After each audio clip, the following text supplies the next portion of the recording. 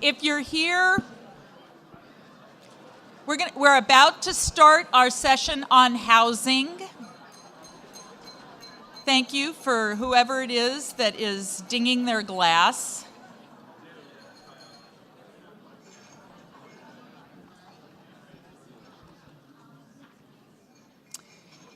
We're in, as you can see, we're in a large ballroom. There are lots of seats toward the middle of the room. So I hate to always make a plug for moving toward the center. But if you're at the outskirts of the room and you're not wedded to your seat, please move in. I think it'll be a much better experience for everybody, including our distinguished panelists.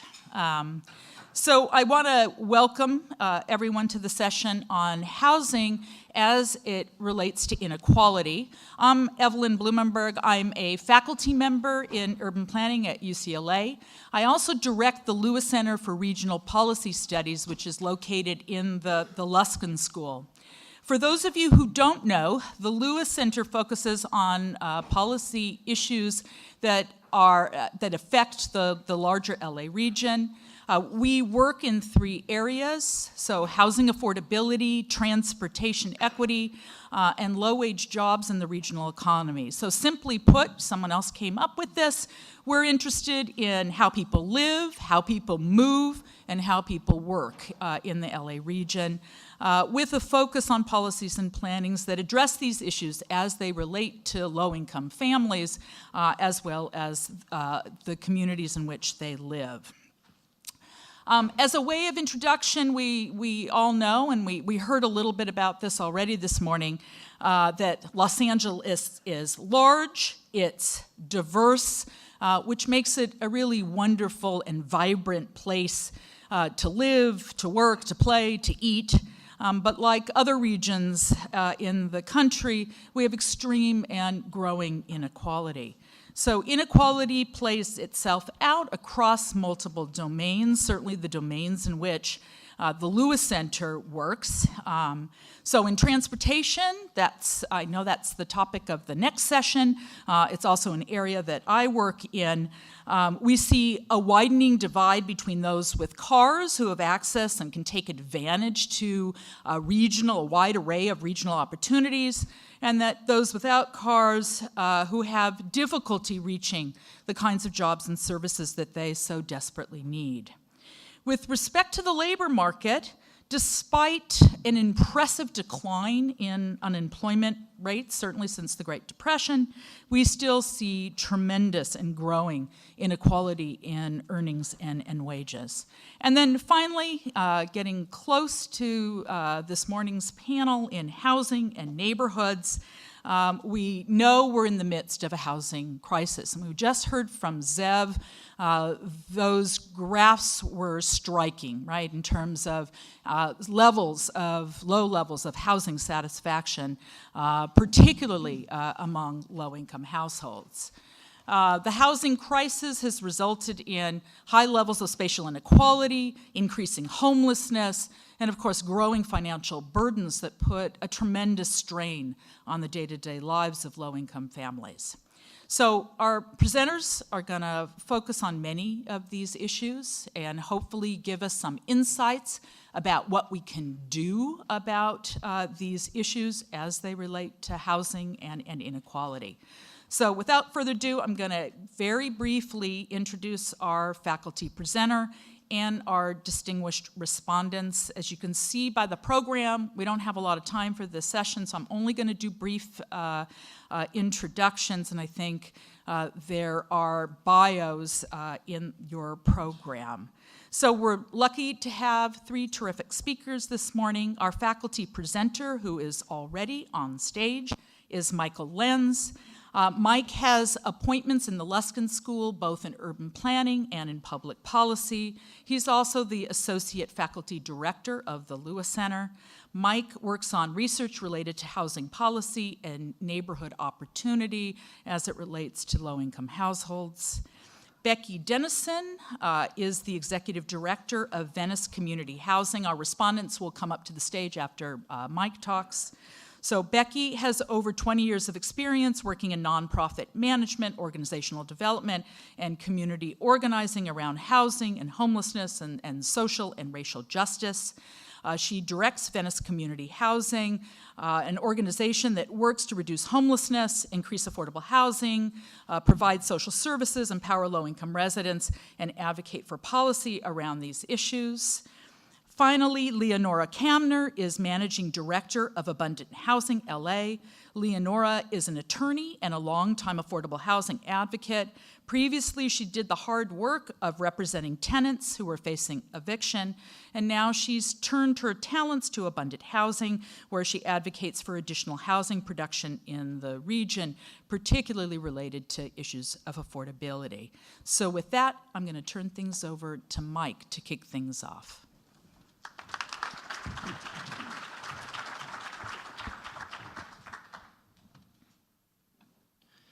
Thank you, Evie, and thank you all for being here this morning. So I wanted to set some additional context because I think Evie laid out part of the story quite well. And as she noted, we heard from Zev Yaroslavsky and some of the context on housing affordability and housing dissatisfaction. But I want to focus our attention on some reasons why we really should care, and then present just a few options for what we should do about the issues of housing affordability. First of all, just to set one context, with the very important caveat that race and ethnicity is much more complicated than black and white in this country. There are persistent, very stubborn racial gaps on a lot of indicators that we really, really care about. And one of those is just purely the amount of wealth that different people have in this country. In 1983, the white-black wealth ratio was about 8-to-1. In 2016, that ratio is about 10-to-1. So while there's been a lot of progress on a lot of things revolving around issues of race and racial disparities in this country, there's been a lot of stasis and a lot of ways in which things have just kind of remained the same. If you look at black unemployment rates, those have been roughly double those of white individuals since about 1950. If you look at black-white test score gaps, when we focus on children, in 1980, that 12th grade math scores were about 1 point standard deviations higher for white test takers than they were for blacks.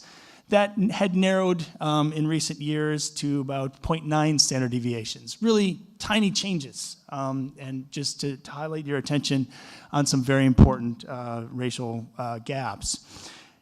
We have an intersection, of course, in this country of concentrated poverty and race, and obviously this relates to housing inequality.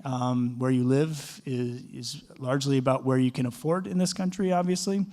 And one thing to highlight, again, using just kind of a simple black-white dichotomy, is that disadvantaged neighborhoods have essentially been passed down over generations of black families. This is drawing from research by Pat Sharkey at NYU, and you can note that he notes that over 70% of African Americans who live in today's poorest neighborhoods are from the same families that lived in the poorest neighborhoods in the 1970s. So just again, highlighting how sticky and stubborn some of our most obvious racial injustices have been over the years. There are a lot of ways in which neighborhood matters, just beyond kind of your satisfaction about where you live and some of these and how they relate to some of these larger issues. But one very salient issue for neighborhoods is the concentration of neighborhood violence. And if we focus on Los Angeles, virtually all of the high crime neighborhoods border one another in the south and the east portions of the city. All of the low crime neighborhoods are here where we're standing on the west side of the city. And middle crime neighborhoods are roughly scattered around the San Fernando Valley. And we see enormous variation here between your low and your high violent neighborhoods or violence neighborhoods. The average neighborhood has about 29 violent crimes per 100,000 people. The highest, the top 10% of those neighborhoods have about twice that. In the bottom 10% of neighborhoods, in neighborhoods around here, violent crime is virtually non-existent, very rare cases. We have relatively high levels of segregation. We're not the most segregated metropolitan area, but we're pretty darn high. If we look just simply at black-white segregation, we're about 10th in the LA metro. And not surprising to those of us who look around at the opulent neighborhoods around here and have spent some time elsewhere in the city, the LA metro is about the 4th most unequal by income. So let's look at housing in particular. This looks at severely rent-burdened households. This is the percent of people spending 50% or more of their income on rent. We see that going back to 2000, we've always had greater issues with this in LA County and in California. LA County is in green, California is in orange, and the US is in blue. But we see that the gap between LA and the rest of the country has grown in the last 17 years, and we are perpetually worse off on this measure. This has a lot to do with poverty, but it also has a lot to do with just purely high rents around here, right? So the median gross rent is over $1,250, both in California and in LA County, and we can see that this has risen quite steadily over the last few years.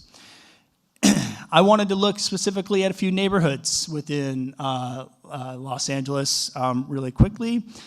So the blue is where we're standing right now on the west side. The red is South Central Watts area. And the orange is East Central and Boyle Heights. And what we see here is that we have over 40% of people in South LA spending more than 50% of their income on rents. Those are dramatically high rent burdens, and they are extremely common in that part of town. Much of that has to do with poverty, but this happens to be a city where there's not a lot of places where you can find low-cost housing if you are particularly of low income. And obviously, as I said, poverty has a lot to do with this, and we see that there are very, very high poverty rates, over 30%, when the national average is about 14% across the country. On this part of town, those poverty rates are roughly equal to the rest of the country. What we have on the west side is very high rents, and we don't have, and therefore we don't have a lot of opportunities for people to afford living around here. And again, this highlights the fact that although rents are considerably lower in the south and the east part of town, they're not low, right? Around $1,000 is the median, which is higher than average. So what should we do? Really briefly, we're going to talk a lot about this going forward in this panel, but just to set the table. First, I think any policy in isolation is likely to fail or at least have very, very limited success. I believe that there are a lot of different important things to do in housing, particularly in a crisis that a city like Los Angeles faces right now. I think the first priority is to build more housing in higher income neighborhoods around here, to at least stabilize or bring down that really, really high level of rent that we saw on the last slide. I believe certainly that we need to pair this with robust tenant protections, particularly if and when you try to increase housing options in the lower income parts of the city to try to reduce displacement. I think we need to radically increase the size of the housing voucher program. And if we have to do this on a city or a state level, we could tax the properties that people like us on this side of town are sitting on and pay for some of that. I think we need to build more affordable housing on public land. We might get into a discussion of controversy going on in Venice on that score. And I think it is also important and often less discussed and less sexy to just preserve the existing housing subsidies that we have. We have lots of housing subsidies that are set to expire on the horizon, and it is a lot cheaper to preserve those housing subsidies than try to build something new. So that's a little bit of table setting, and I will invite the rest of the panel to come up. And Evie, you're going to fire away some questions. Is that right? First, the respondents are going to reflect on what I just said, and then we will have more of a Q&A. All right. So Becky and Leonora, will you join me up on these directors' chairs, and we'll get started.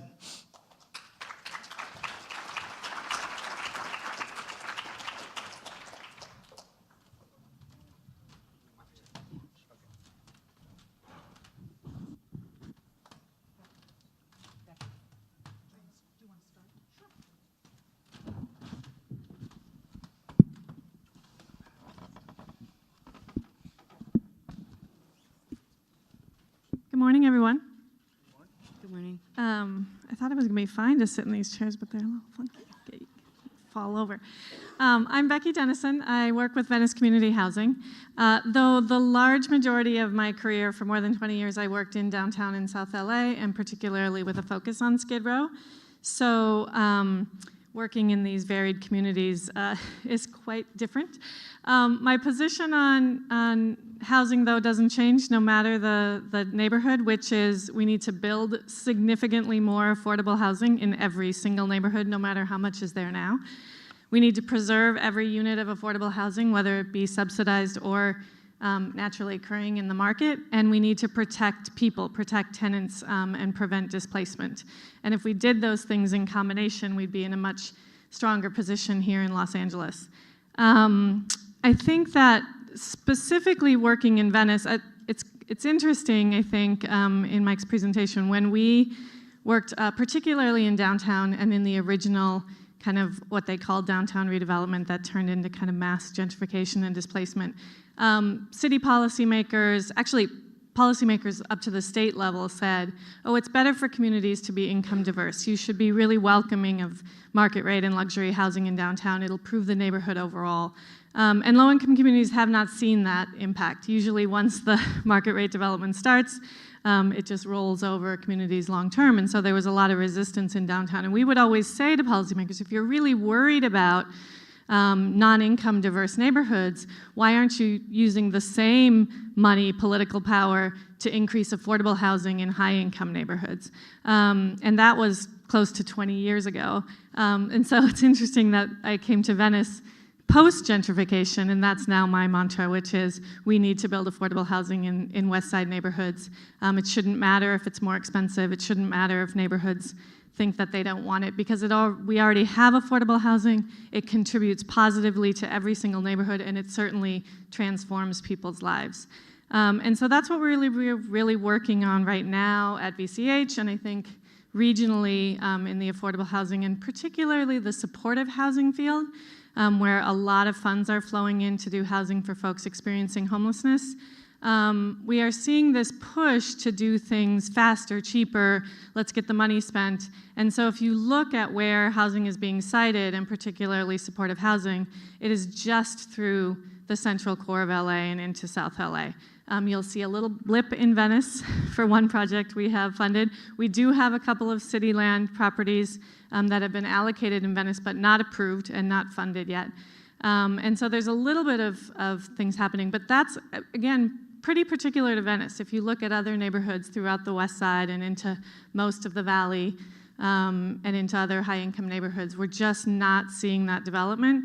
And so on top of that, the way we house most folks experiencing homelessness is through housing subsidy, through a tenant-based voucher, and all of those tenant-based vouchers are used in the same core of the city that I've said, particularly because they have rent caps and you just can't use them in high-income neighborhoods. And so we don't want to follow the patterns of affordable housing development over the last 50 and 60 years that did segregate neighborhoods, that did create a disincentive for folks to invest in that housing long term.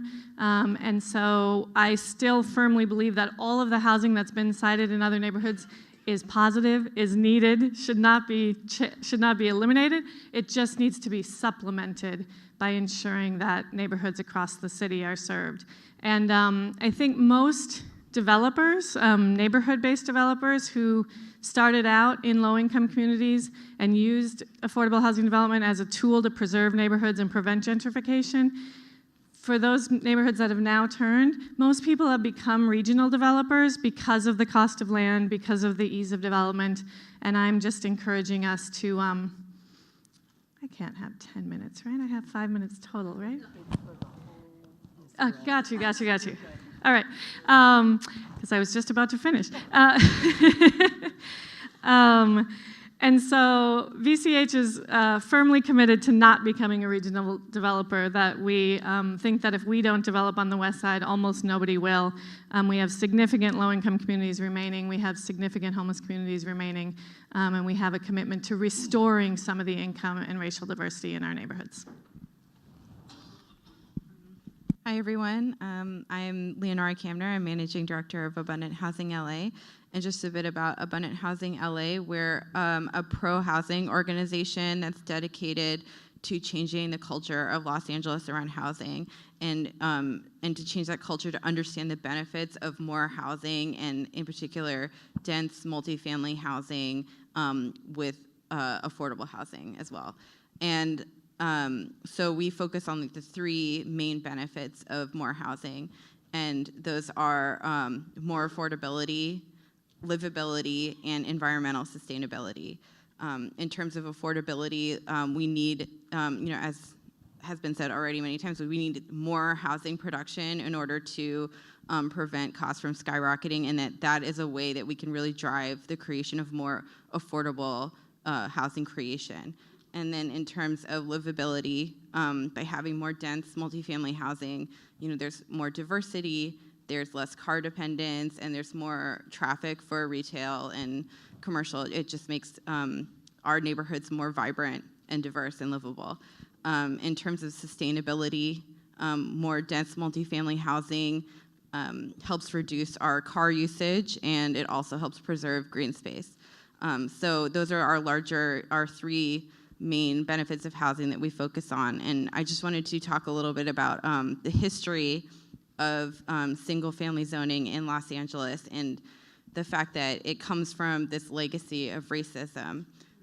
Originally, the cities and they set out to try to institutionalize officially racial exclusion in certain neighborhoods, and over the years, this was shot down by the courts.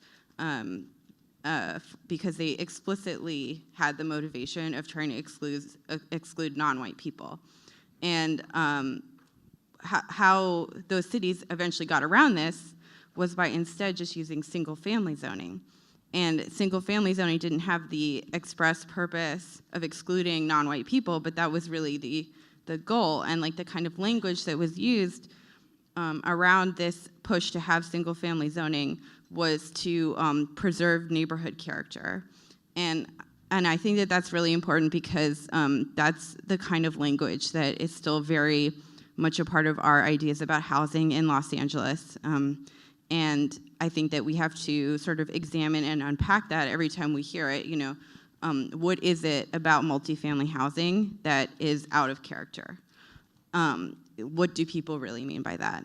And so the reality is that multifamily housing is the most diverse kind of housing. It's the most efficient type of housing. It has the lowest cost for people, and so it's a really important mechanism to keep our communities diverse and to provide housing for low-income people. And the fact that we are lacking in enough multifamily housing production is driving the skyrocketing costs of housing here. So I think that Abundant Housing LA really sees this cultural change of welcoming dense multifamily housing as a really key way to have the kind of income diversity that we need in this city. And we've also, you might, sometimes people refer to us as the YIMBY movement, or the Yes in My Backyard movement. And I think that something that like the YIMBY movement has come to realize is that housing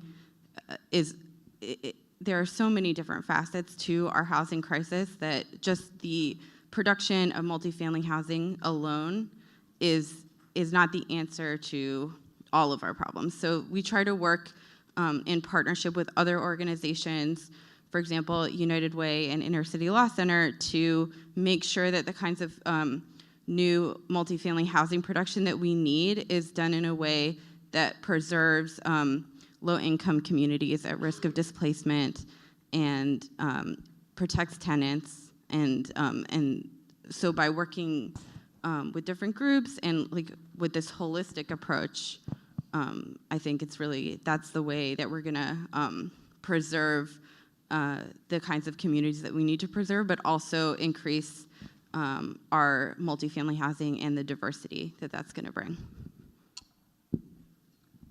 We can clap now for both our respondents.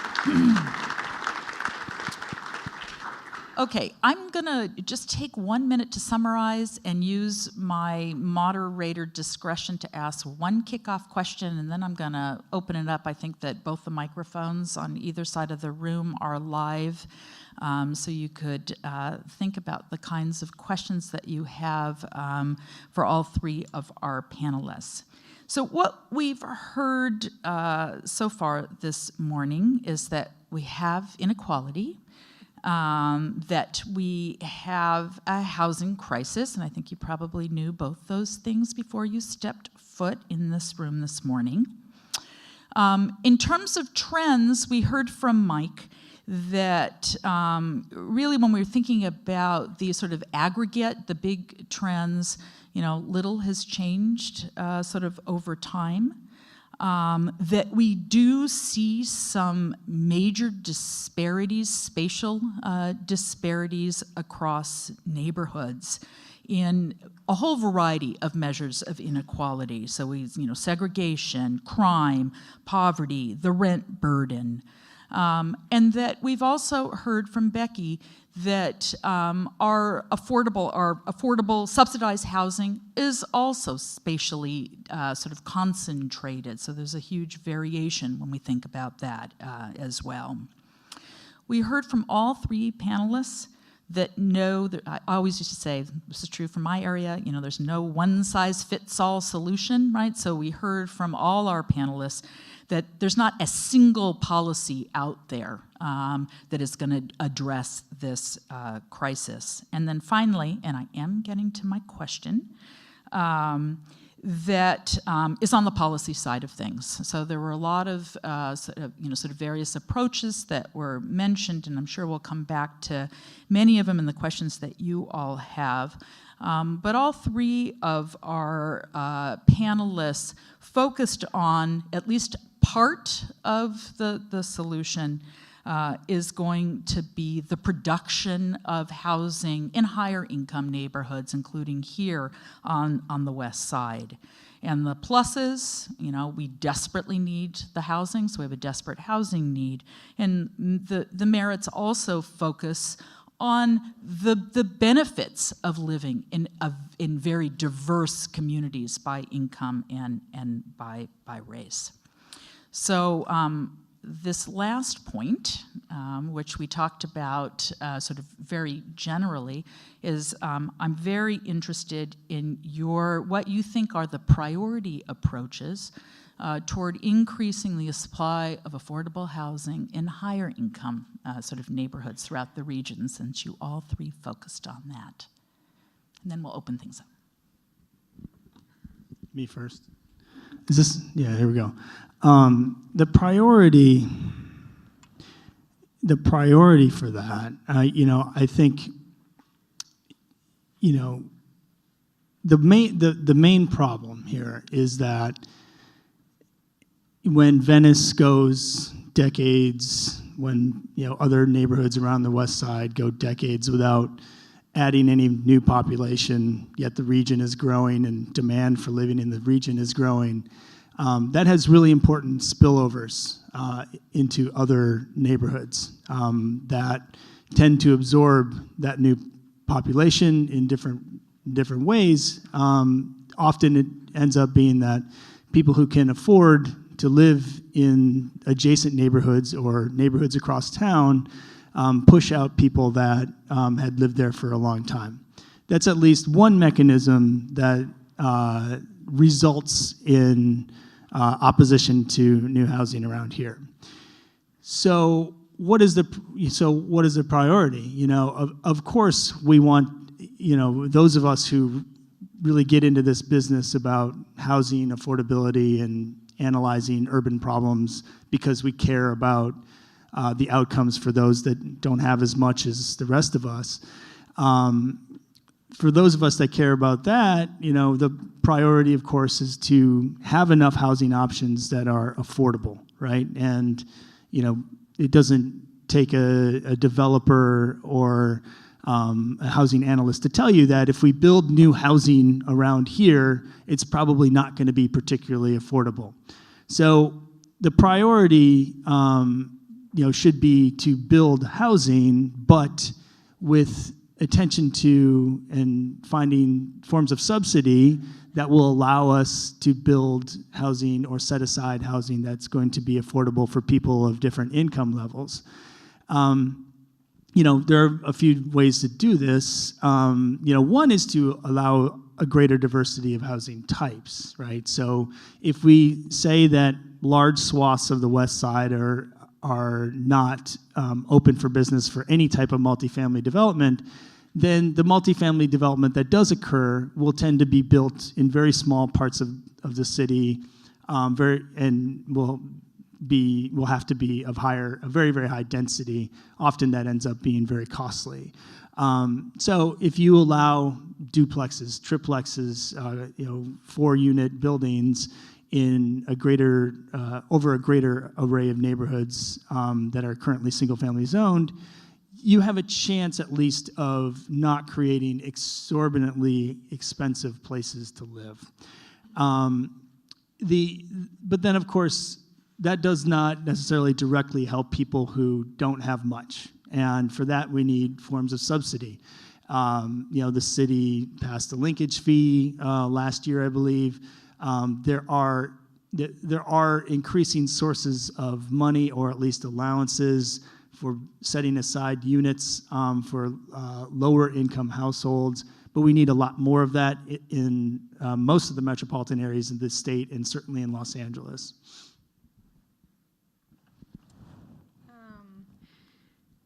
Let's see if I can add some things to that. I think one top priority, if we want to increase the supply of affordable housing in any neighborhood, is that we have to protect what we have.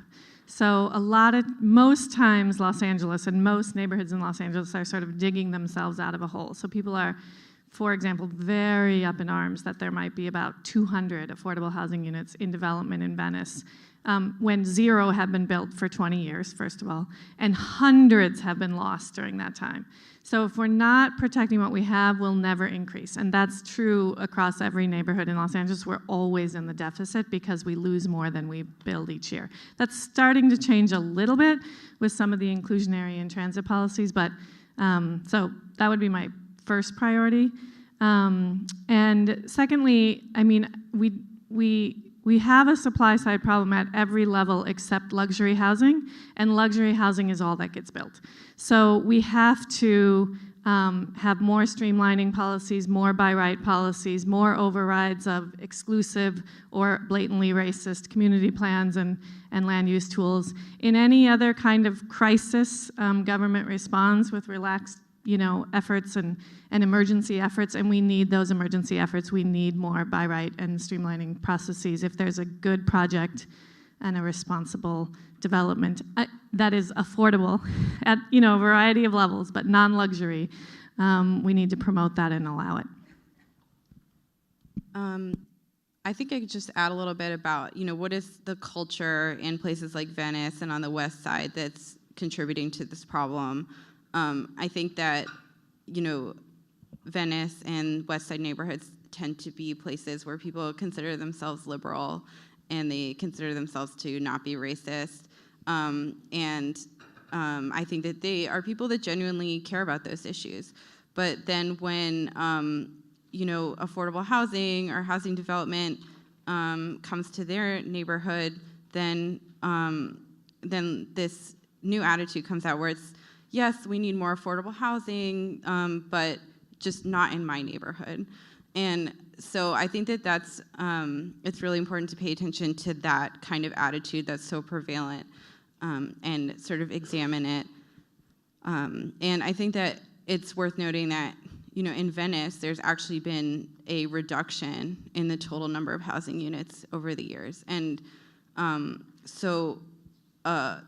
in a place where there isn't new housing production, then that really drives up so much displacement, and so much of what the community used to be there has been displaced because of those rising housing costs and the lack of new housing production.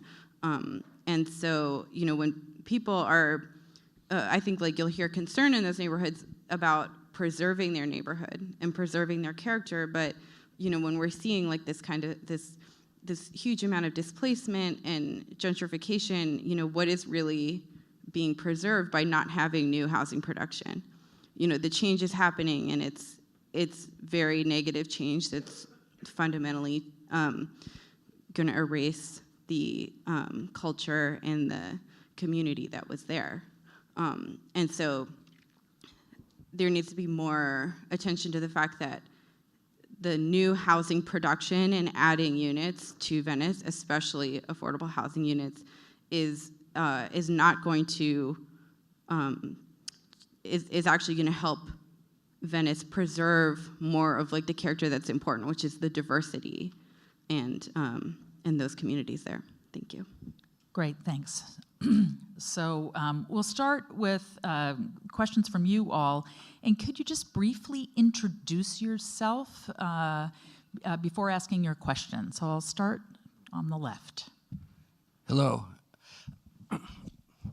Hi, I'm Joe Eben, and I run Turnkey Holdings. We're in the workforce housing business and have been in the workforce housing business for a number of years, almost 30 years. And we've used Section 8 program from time to time when it's not too dysfunctional.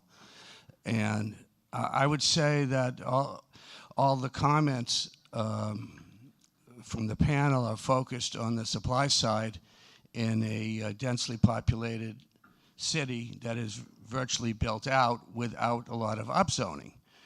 And that, as you have indicated, that there's no one magic silver bullet that will solve the housing crisis, there is one thing that could be done, and that is to have a statewide minimum wage in the $20 to $25 range that would bring minimum wages to the $40,000 to $50,000 range, which would serve to make new housing, affordable.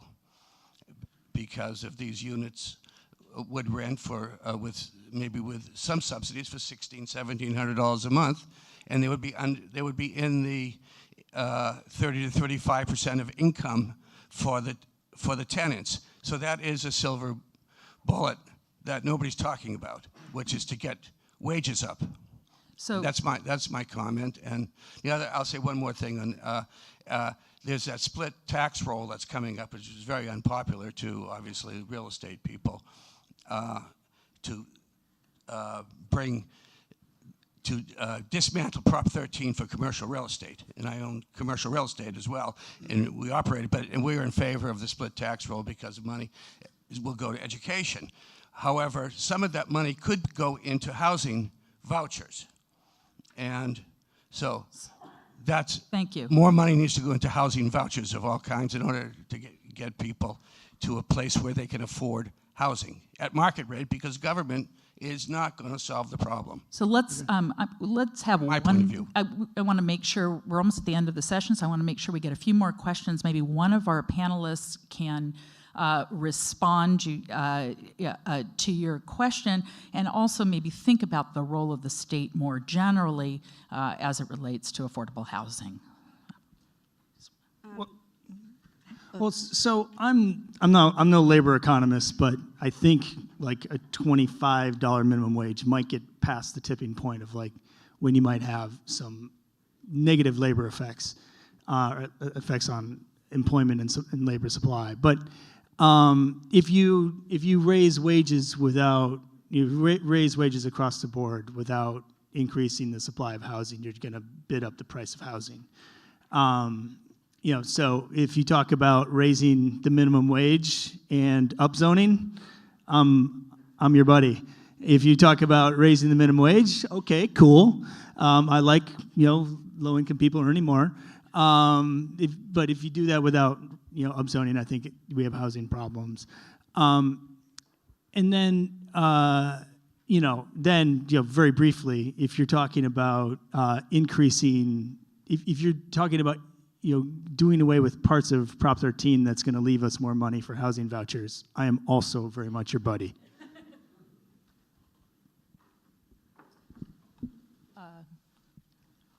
To my right. I'd like to address everybody on the panel. My name is Gerard Kent. I lived in Los Angeles area for 27 years. First in Venice, in Santa Monica. And Venice was the first integrated neighborhood in all of Los Angeles. But there are solutions.